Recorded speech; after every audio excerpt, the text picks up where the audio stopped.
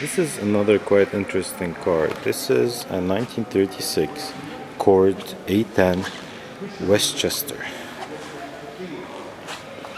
It's quite interesting car because a couple of reasons. First of all, it has been built and designed, I believe, by a guy called Gordon M. Buick, who used to work on Duesenbergs. I'm not quite sure what happened there, but Duesenberg didn't want to put their name on Cord, so they just named it Cord. And this was quite a revolutionary car back in the day. Just to give you an example, this is 1936. There's another car here from 1936. I'm not quite sure what is it. Let me just check. This is Elvis SD Speed 20 from 1936, and just let's take a look at it. All right, let's just start from the front. Look at those big lights. Look at that huge grille. There's indicators where the engine opens. It opens regularly, right to left, left to right. The lights are massive. The grille is massive in this car. This is 1936. And now, this is also 1936 car. First of all, you cannot see headlights here. Why? Because they are hidden right there. Here and there. This is the first car with hidden headlamps. Another thing is, look at the grille. It's so unusual. It's as if it's a car from 1936 that had been hot rodded to today's standards. I mean, look at the grille. It's not there, and it's such a modern design for 1936. The hood also opens like a regular car, I believe. The doors. The front door opens like scissor, like Rolls Royce. The back door opens regularly. Quite nice design. And I believe in the models that had the windscreen, that had the mirrors, the door handle and the mirror were together. I'll see if there is from this side. No, you cannot see. As well as I believe it's the first car that had the closed gas cap.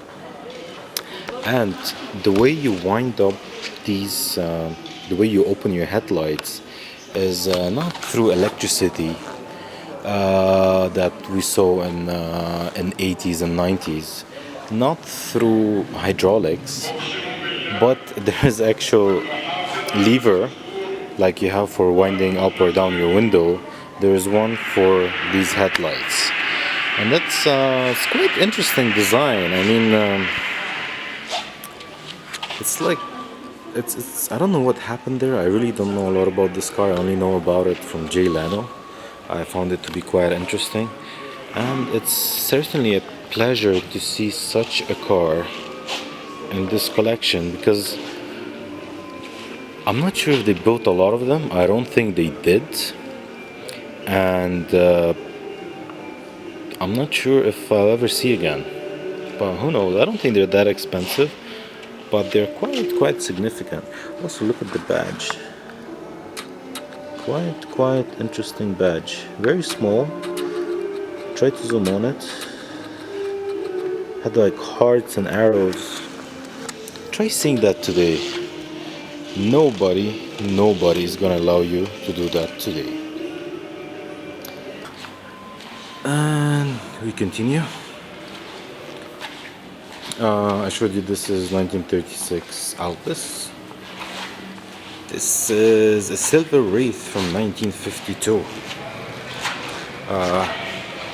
Quite nice car. I don't know a lot about it. Pretty cool wheels. And this I believe is a Phantom 5 as well from 19 I don't know. But it's a quite I believe it's 1960s, 1950s, something like it.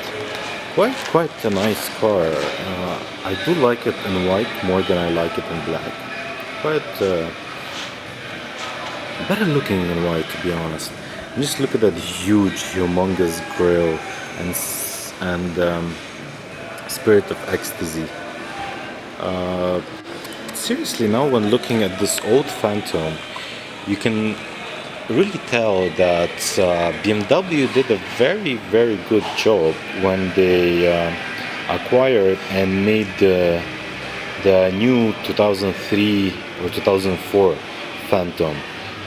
You do see a lot of similarities. I mean, not in a. I mean, the design cues are there, and as I mentioned, that backline of the trunk and the roof sort of does look a bit phantom. I mean, it's a quite interesting feature, that design feature, that I found it that like the window is a bit small, the trunk is curved, and then the sides are a bit big. I believe the new Phantom followed the same design cues. Yeah, so this is a 1961 Phantom 5. Beautiful car. Beautiful car. On to a next big, beautiful 5. This is Packard 12 from 1938. It says body made by Rollston. Not quite sure what is that, but back in the day, coach building was quite popular. So you buy a car, let's say from Rolls-Royce, or in this case Packard or the Duesenberg, and you build you buy a chassis, and then you build a body. You can ask a coach company to build your body, and this is quite a nice one. I mean, look at those big wheels with white sidewalls. This is a spare tire, very big, very huge, and look at this one. Quite a maybe even better idea than Spirit of Ecstasy. It would be quite interesting to see somebody trying to replicate Duesenberg in today's day and age. I don't know a lot about Duesenbergs. Sorry, what am I saying? Not Duesenbergs, I mean Packard. Yeah, so that's one is quite interesting. I mean, Packard knew one or two things about building their cars. That huge grille, a lot of chrome. Beautiful car. Over here we see a little bit more of the collection. Another two bikes, Indian Thief and Harley Davidson. Harley Davidson is 1934 and Indian Thief is 1937. Beautiful bikes, beautiful. I'm not really into motorcycles. I really don't like them.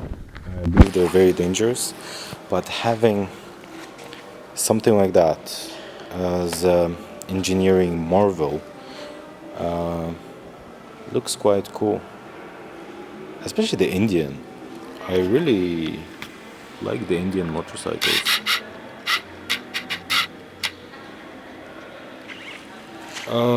We have a Land Rover here, Mark 1 or 2. I mean Series 1, I believe. Some Ford Cup car. This is some engines, old stuff to look at. Oh, this is auto switchboard. Wow, quite nice. Another couple of bikes. Don't really know a lot about them. Mini Land Rover. So the theme here is sort of to show how Amman used to be before. Those little shops and supermarkets, groceries, exchange. Quite nice. Oh, another two motorcycles painted in war color. They are Harley Davidsons from 1926 and 1928. Wow, motorcycles haven't really changed. I mean, this is 26. I mean, we saw 1916, we saw 26, we saw 36. The design hasn't really changed in these 40 years. Quite interesting.